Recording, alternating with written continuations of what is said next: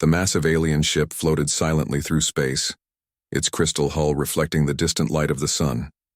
Commander Zythara stood on the bridge, her 6 arms moving across control panels with practiced ease. She had done this many times before. First contact was routine work for the Galactic Council. "Send the standard greeting signal," she ordered her communications officer. "Use the peaceful frequency." The signal traveled across space toward Earth. On the bridge of the human patrol ship Defiance, Captain Jake Morrison was drinking his morning coffee when the alarm started screaming. "Captain, we're receiving an unknown transmission," called out Lieutenant Bob Fisher from the communications station. "It's not from any Earth ship." Morrison dropped his coffee and ran to the command chair. His first thought was invasion. His second thought was also invasion. In 30 years of military service, Morrison had learned that when something unknown showed up, it usually wanted to kill you. "Battle stations. All hands to battle stations," he shouted over the ship's intercom. "Fisher, can you understand what they're saying?" "Sir, it sounds like they're trying to talk to us. Something about peace and friendship." Morrison laughed, but it wasn't a happy sound. "Yeah, that's what they all say. Weapons. Give me a full scan of that ship. I want to know what they're packing." On the alien ship, Commander Zythara waited for the human response. She expected curiosity, maybe some fear, but certainly cooperation. Every species responded the same way to first contact. They were always eager to join the galactic community. "Commander," her sensor officer reported, "the human ship is powering weapon systems. They're scanning us for armaments." Zythara tilted her head in confusion. Her species had large compound eyes that saw more colors than humans could imagine. Right now they were seeing something that made no sense. "Weapons? We don't carry weapons. Why would they scan for weapons?" "Perhaps it's some kind of greeting ritual," suggested her first officer. "Some species have strange customs." Back on the Defiance, Morrison was getting more worried by the minute. "Report, weapons officer."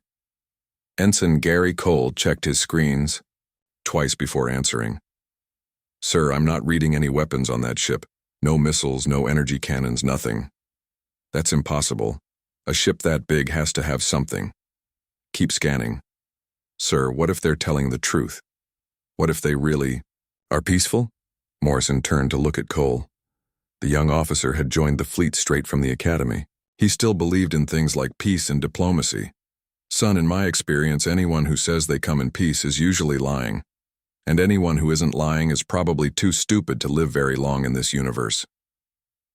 The alien transmission came, again this time with a translation matrix that let both sides understand each other. "Greetings, inhabitants of Earth. We are representatives of the Galactic Senate. We come in peace to welcome you to the greater community of intelligent species." Morrison grabbed the communications microphone. "Unknown vessel, this is Captain Jake Morrison of the Earth Defense Force. State your intentions and identify your weapon systems immediately." On the alien bridge, the translation came through clearly.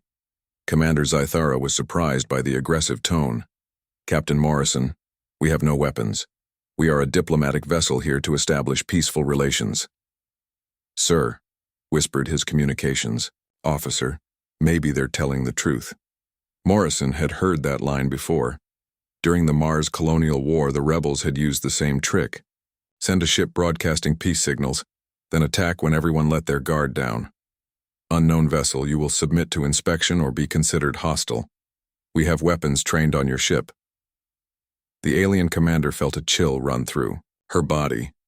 No species had ever threatened a council ship. It simply didn't happen. "Captain Morrison, there seems to be a misunderstanding. We mean no harm to anyone. Fisher, get me Admiral Rodriguez on the emergency channel. Tell him we have first contact with possible hostiles." Within an hour, Admiral Ben Rodriguez arrived with 12 warships. The sight of the human battle fleet surrounding her single, diplomatic vessel made Commander Zythara very nervous. Dr. Lisa Carter was brought aboard the Defiance to handle the scientific aspects of first contact. She was Earth's leading expert on the possibility of alien life, though she had never expected to meet any. "Captain, with respect, maybe we should try talking before shooting," she suggested. Morrison looked at her like she had grown a second head. "Doctor, That thing out there is bigger than 3 of our ships put together. If it wanted to wipe us out, it could do it before we knew what hit us. But they say they don't have weapons. And you believe them? Dr. Carter tried to think of a way to explain. Captain, what if they really are peaceful? What if they've moved beyond warfare? Morrison snorted. Nobody moves beyond warfare, Doctor. There's always someone who wants what you have. There's always someone who thinks they're better than you. The only reason we have peace is because everyone's too scared to start a fight.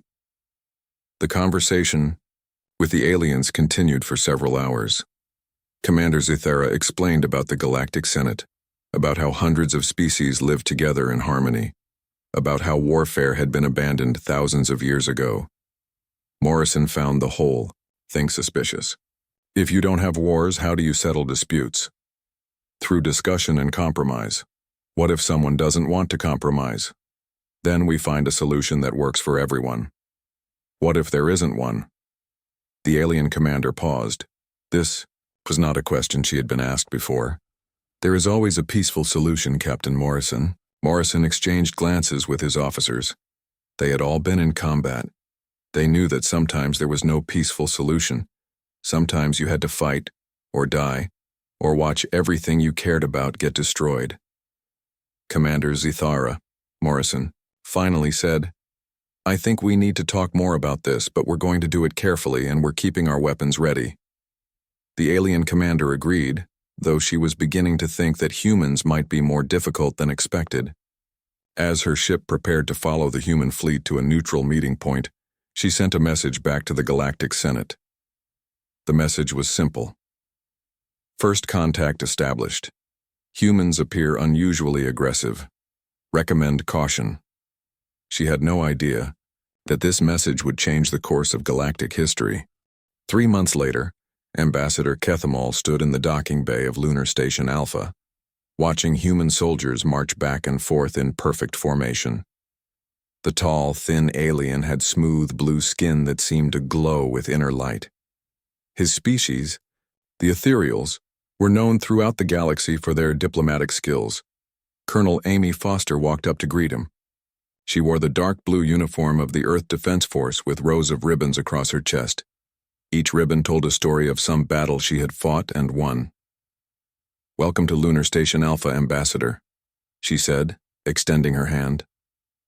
Kathmal looked at the offered hand with confusion. His species communicated through gentle mental touches, not physical contact. But he had studied human customs and knew this was meant as a greeting. Thank you, Colonel Foster. I am honored to be here. Behind Colonel Foster stood Captain Steve Walsh, the station's security chief. His eyes never stopped moving, always watching for threats. Even in this peaceful meeting, his hand rested near his sidearm. The conference room is ready, Ambassador, Colonel Foster said. Secretary Hayes is waiting. They walked through the station's corridors. Ambassador Kethamol noticed the heavy security doors, the weapon emplacements, and the soldiers standing guard at every intersection. He had visited many species across the galaxy, but none had been this heavily armed during diplomatic meetings. Secretary of Defense Paul Hayes was a large man with gray hair and tired eyes. He had spent 40 years in the military before taking the political job. When he looked at the alien ambassador, he saw a potential enemy, not a friend. Ambassador Kethamol, Hayes said, standing to shake hands. I hope we can work together. As do I, Secretary Hayes. The Galactic Senate is eager to welcome humanity into our community. They sat around a large table. Colonel Foster and Captain Walsh took seats on either side of Hayes. The ambassador sat alone on the other side, with only a small translation device for company. Let me explain how the integration process works, Ambassador Kethmol began. First, we conduct a cultural assessment. Then we provide technological assistance to help your species advance. Finally, we address any aggressive tendencies that might disrupt galactic peace. Hayes leaned forward. What do you mean by aggressive tendencies? Oh, nothing serious.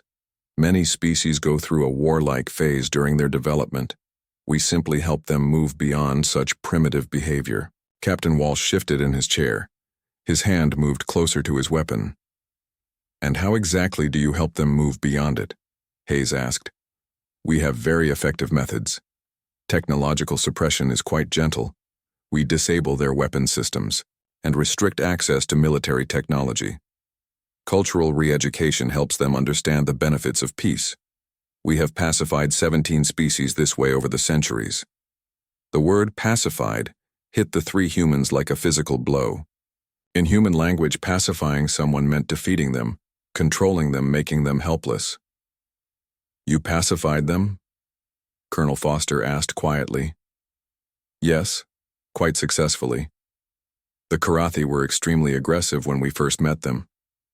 They had been fighting wars for over 2,000 years. Now they are peaceful farmers who grow the most beautiful crystals in the galaxy. Hayes and Foster exchanged glances. Walsh's hand was now resting on his gun. What happened to their military? Hayes asked. Disbanded, of course. They had no need for weapons once they joined the galactic community. The same thing will happen with humanity, naturally. Walsh stood up suddenly. Excuse me, I need to check on station security. He left the room, but not to check on security. Instead, he went straight to the command center and quietly activated the station's defense protocols. Warning lights started flashing throughout the station. Back in the conference room, Ambassador Kethmol continued talking. Your species shows remarkable potential, but your warlike nature must be corrected. We cannot allow aggressive species to threaten galactic peace. And if we refuse to be corrected? Hayes asked. Oh, that never happens. Once a species sees the benefits of peace, they always cooperate. The process is quite painless. Colonel Foster felt her blood pressure rising. Ambassador, are you threatening us? Threatening? Oh no, Colonel. I am offering you a wonderful opportunity. Imagine a galaxy without war, without weapons, without the need to fight. Your species could contribute so much once you learn to channel your energies into peaceful pursuits. The lights in the room suddenly turned red. Ambassador Kethmol looked around in confusion. Is this some kind of ceremony, he asked. That's the battle alert, Hayes said grimly. Throughout the station, soldiers ran to their positions. Weapon systems powered up, shield generators activated. In the space around the station, human warships moved into defensive positions. Ambassador Kethmol smiled peacefully. How quaint. You still practice military rituals. That will make wonderful cultural exhibits once you have moved beyond such primitive displays. Colonel Foster stood up, her face hard as stone. Ambassador, I think there's been a misunderstanding. We are not going to be pacified. We are not going to give up our weapons. And we are not going to let anyone re-educate us. But Colonel, you don't understand. The process is for your own good. Violence only leads to suffering. Maybe, Hayes said. But sometimes violence is the only thing that stops suffering. Captain Walsh returned to the room, his hand now openly on his weapon. Colonel, we have 12 alien ships approaching the station. They're broadcasting peaceful intentions, but they're armed with suppression technology. Ambassador Kethmol looked genuinely puzzled. Yes, those would be the escort ships.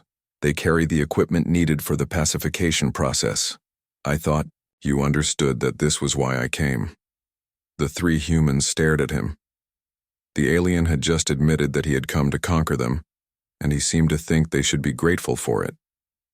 Ambassador, Hayes said slowly, I want you to contact your ships and tell them to leave our space immediately. But why? The process is completely safe. You won't feel a thing. Because if they don't leave, we're going to destroy them. Ambassador Kethmol laughed, a sound like wind chimes in a gentle breeze. Oh, Secretary Hayes, your weapons cannot harm our ships. Our technology is far advanced beyond yours. Maybe, Colonel Foster said, but we're going to try anyway. But that would be suicide. You cannot possibly win. Hayes stood up and looked the ambassador in the eyes. Son, you don't understand humans very well. We don't fight because we think we can win. We fight because the alternative is giving up. And we never give up. Outside the station, the first human ships were already moving to intercept the alien vessels. The ambassador watched through the window as the small human fleet formed a battle line. This is madness, he whispered. You're going to get yourselves killed for nothing. Maybe, Walsh said. but we'll take some of you with us. For the first time since arriving, Ambassador Kethamol began to think that the humans might be different from every other species he had encountered. And for the first time in his long diplomatic career, he began to feel afraid. Fleet Commander HFY sat in his command chair, watching 50 alien warships move through space toward Earth. He was tall and thin like all his people, with silver skin that reflected light like a mirror. This was his 12th pacification mission, and he expected it to go like all the others. "Commander, we are approaching the edge of the human solar system," reported his navigation officer. "Begin broadcasting the standard pacification message," HFY ordered. "Tell them we come in peace and that resistance is futile." At the same time, Admiral Kate Williams stood on the bridge of her flagship, watching the alien fleet approach on her tactical display.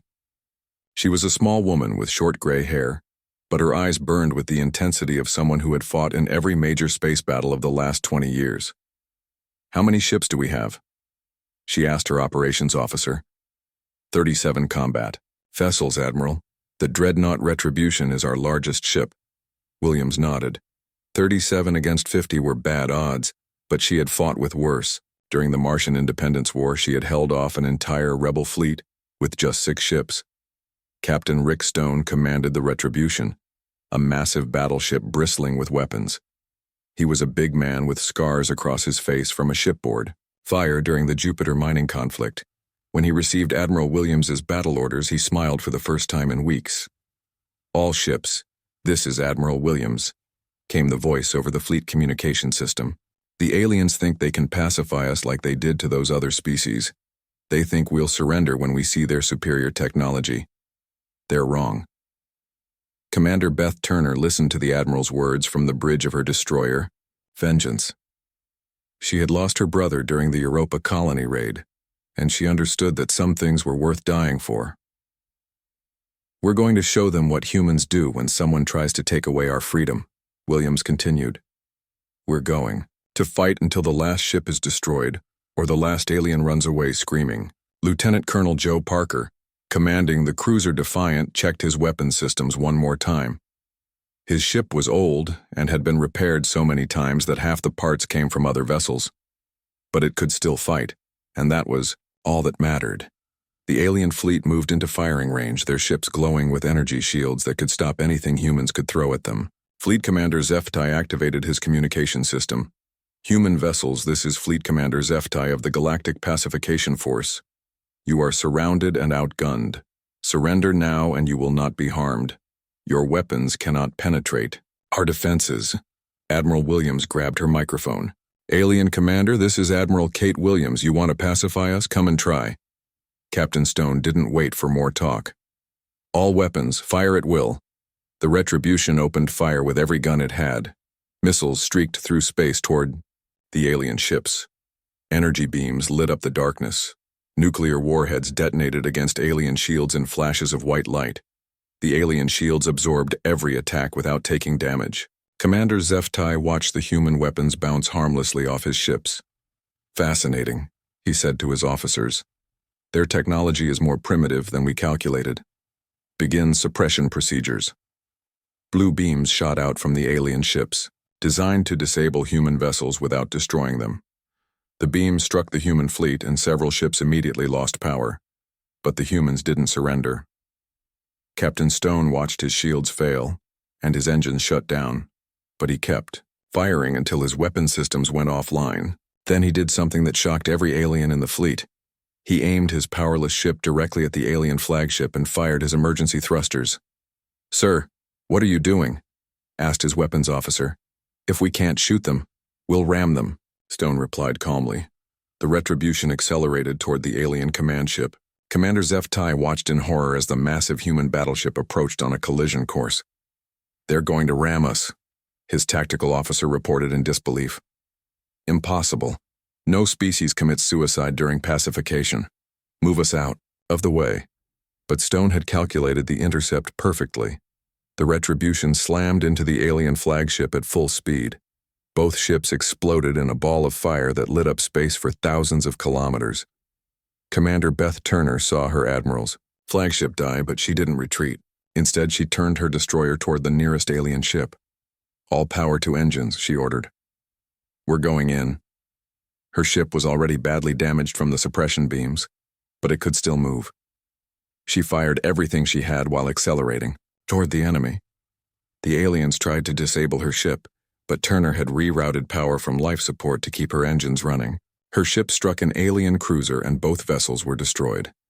Lieutenant Colonel Parker watched 2 more human ships ram alien vessels. His own ship was losing power, but his weapons still worked. "Sir, we should surrender," his executive officer suggested. "We can't win this fight."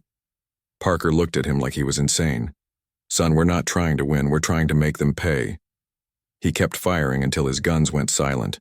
Then he followed the example of his fellow captains and aimed his ship at the enemy.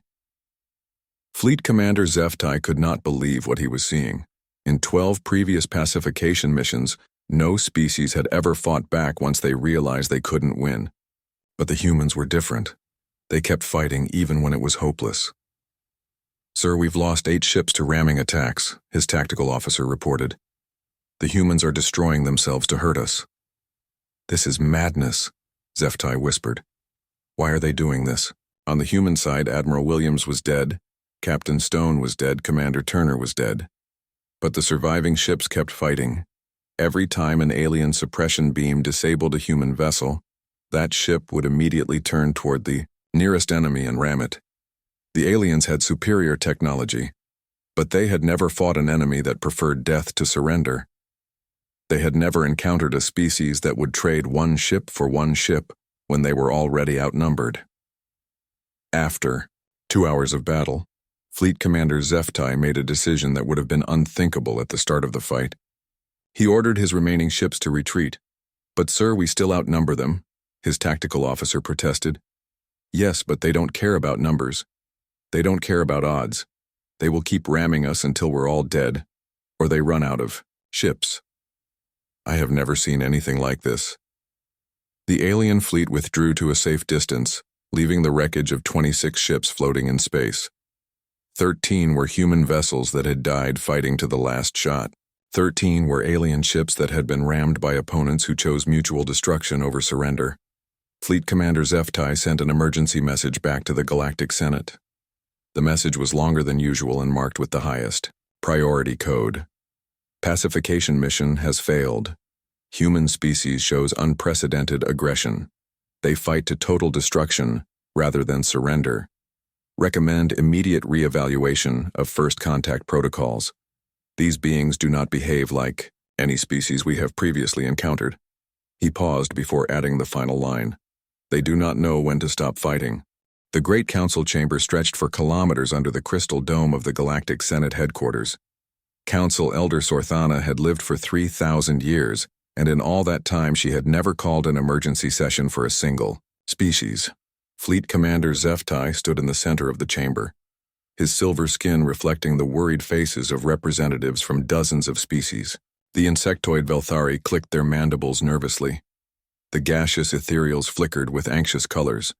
Even the ancient rock-like builders shifted uncomfortably on their pedestals. "Explain to us again what happened during the pacification attempt," Elder Sorthana said. Her crystalline body chimed softly as she spoke. "Elder, the humans refused to surrender even when facing certain death.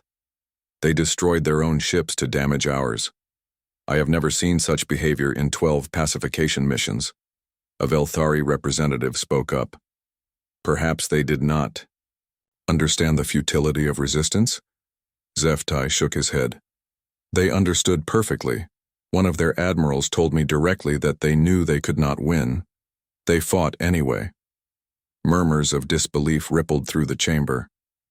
No species in galactic history had ever chosen mutual destruction over peaceful surrender. "Bring in the human prisoner," Elder Sorthana commanded. Guards escorted Dr. Vera Mason into the chamber.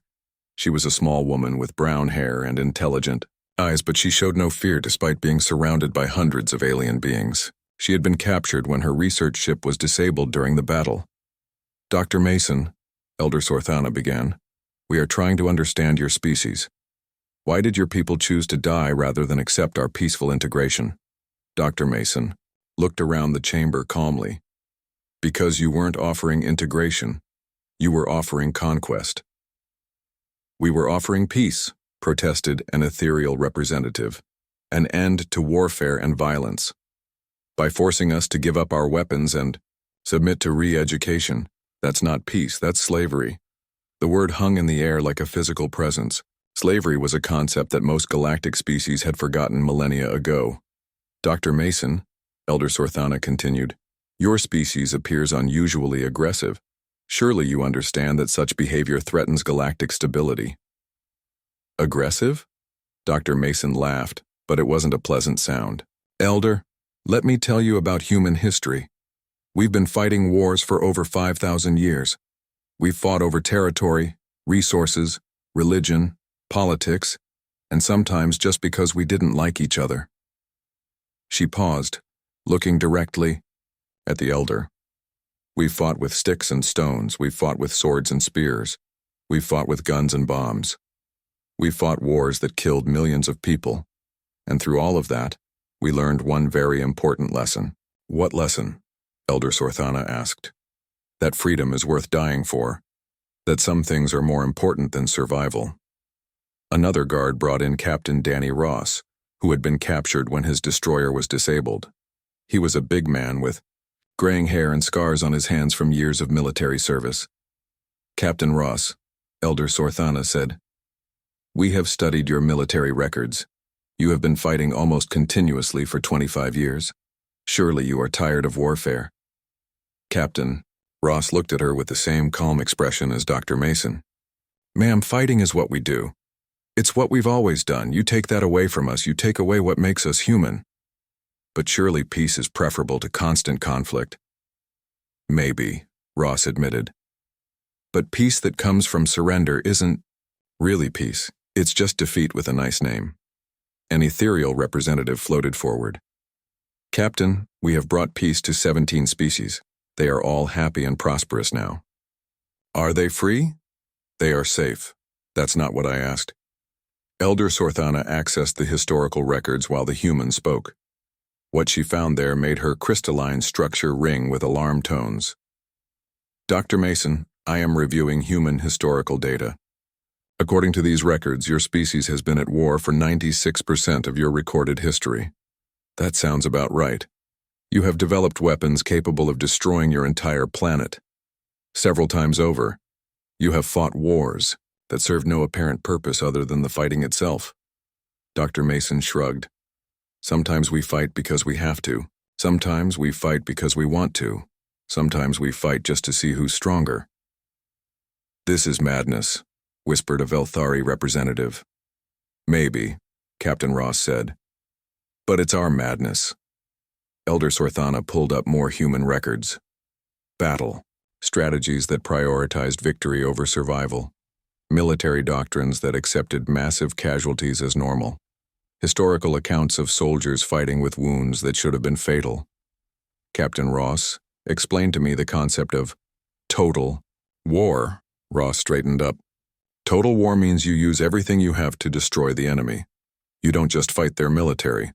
You attack their economy, their infrastructure, their ability to make war. You keep fighting until they can't fight back. And scorched earth. Tactics. You destroy everything useful as you retreat. If you can't have it, nobody can have it. And mutually assured destruction?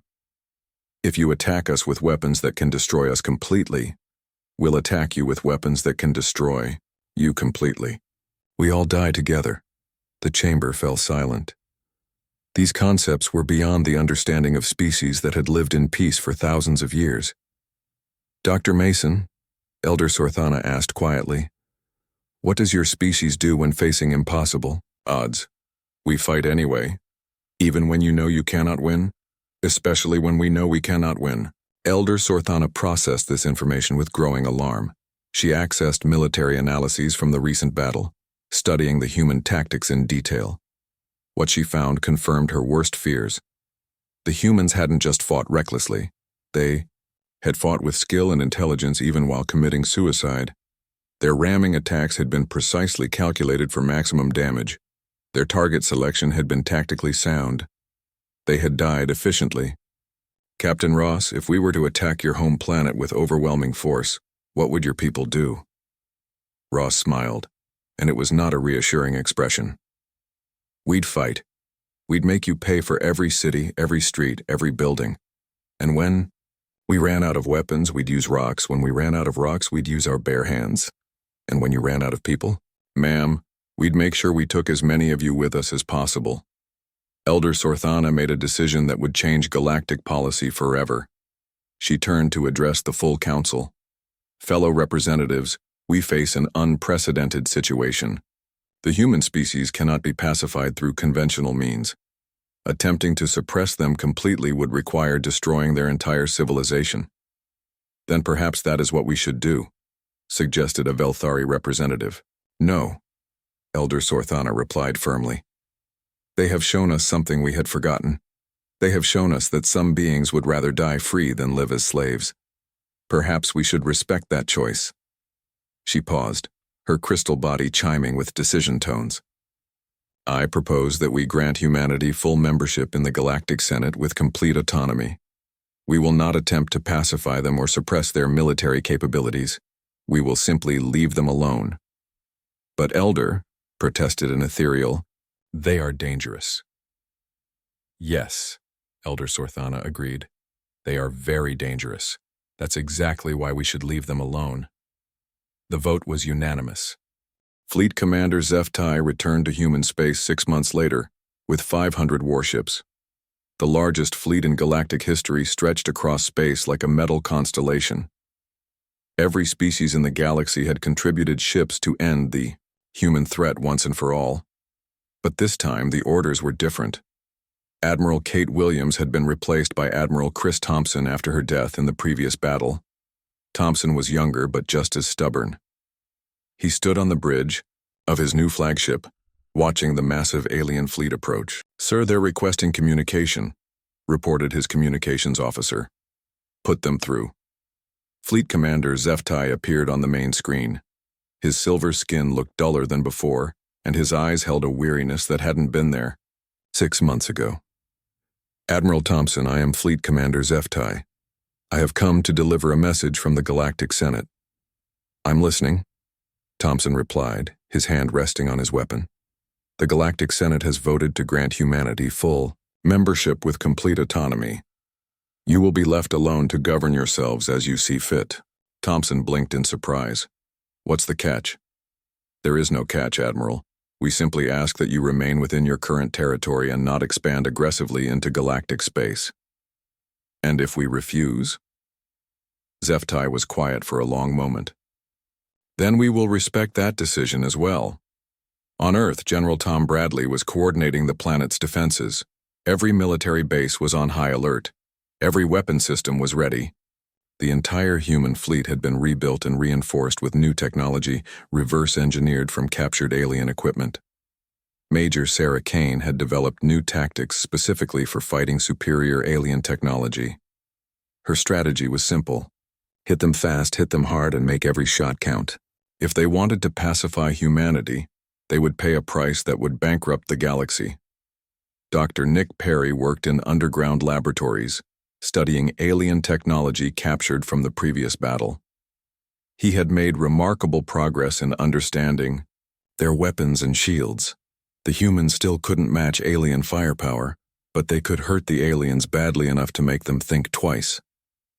General Bradley, his aide reported, we're receiving transmissions from the alien fleet. They say they want to negotiate. Bradley laughed grimly. After bringing 500 ships? Sure, let's negotiate. The meeting took place on a neutral space station built specifically for the occasion. General Bradley led the human delegation, flanked by Major Kane and Dr. Perry. Fleet Commander Zeftai came alone except for a translator. General Bradley, Zeftai began, the Galactic Senate has made its decision. Humanity will be granted full membership and left completely alone. Why? Bradley asked suspiciously. What changed your minds? We realized that some species cannot be pacified without being destroyed, and destruction was never our goal. Major Kane leaned forward. What about all that talk of correcting our aggressive behavior? We have learned that your aggressive behavior is not a flaw to be corrected. It is simply who you are. Dr. Perry studied the alien commander's face. "You're afraid of us." HFY didn't deny it. "Yes, Dr. Perry, we are afraid of you. Not because you are stronger than us, but because you are willing to do things we cannot imagine doing." "Like what?" General Bradley asked. "Like dying for ideas. Like choosing mutual destruction over surrender. Like fighting wars you know you cannot win simply because the alternative is unacceptable." The alien commander stood and walked to the window overlooking space. The human fleet was visible in the distance, small and primitive compared to the alien vessels, but somehow more dangerous. "General Bradley, in 3,000 years of galactic civilization, no species has ever fought the way humans fight. You don't fight to win territory or resources. You fight because fighting is what you do, and that scares you?" "It terrifies us," HFY admitted. "Because it means there is no amount of force that will make you submit. The only way to defeat humanity would be to kill every single human being, and that would make us no better than the monsters we claim to oppose." Back on Earth, Admiral Thompson received new orders. The human fleet was to stand down but remain ready. The aliens were withdrawing to the edge of the solar system and would establish a permanent boundary. Commander Steve Walsh, now promoted after the death of his superior officers, watched the alien fleet retreat through the observation deck of Lunar Station Alpha. "Sir," his aide asked, "do you think they'll keep their word?" Walsh considered the question. "Maybe. But it doesn't matter. If they come back, we'll fight them again. Even knowing we'll lose? Son, we didn't win the last battle either, but we made them pay for it. Sometimes that's enough." Across the galaxy, the news spread quickly. Humanity had been granted full membership in the Galactic Senate without undergoing pacification. It was unprecedented in galactic history. Some species were outraged. The Velthari filed formal protests, arguing that allowing an aggressive species full autonomy set a dangerous precedent. The Ethereals worried about the philosophical implications of accepting warfare as a valid way of life. But Elder Sorthana had made her decision based on cold calculation. The cost of pacifying humanity would be higher than any civilization could afford to pay. Fleet Commander HFY returned to the galactic capital a changed being. He had witnessed something that challenged every assumption his people held about civilization and progress. "How did it go?" asked his superior officer. "They agreed to our term," HFY reported. "They will remain in their territory and not expand aggressively." "And if they break that agreement?" HFY was quiet for a long time. "Then we will have to decide whether galactic peace is worth total war with a species that doesn't understand the concept of surrender." Years passed. Human ships patrolled the edges of their space, bristling with weapons and ready for battle, but they kept their word and did not expand into galactic territory. Trade began slowly. Some alien species were curious about human culture, though they approached human space with extreme caution.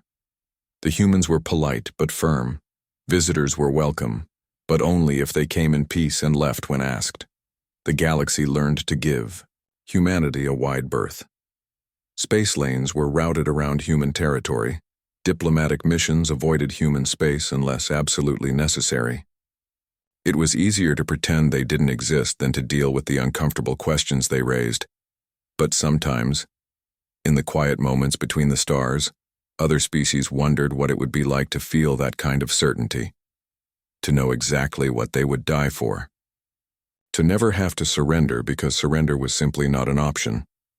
Elder Sorthana lived long enough to see the wisdom of her decision proven. Humanity remained in their territory, but their reputation spread throughout the galaxy. When aggressive species arose and threatened galactic peace, the Senate no longer sent pacification fleets. Instead, they simply asked, "Do you really want to fight like the humans fight?" It was usually enough to end the problem before it began. The humans had taught the galaxy a lesson that would never be forgotten. Some species simply don't know when to stop fighting, and perhaps, in a universe full of dangers, that was exactly the kind of species you wanted on your side, or at least not on the other side.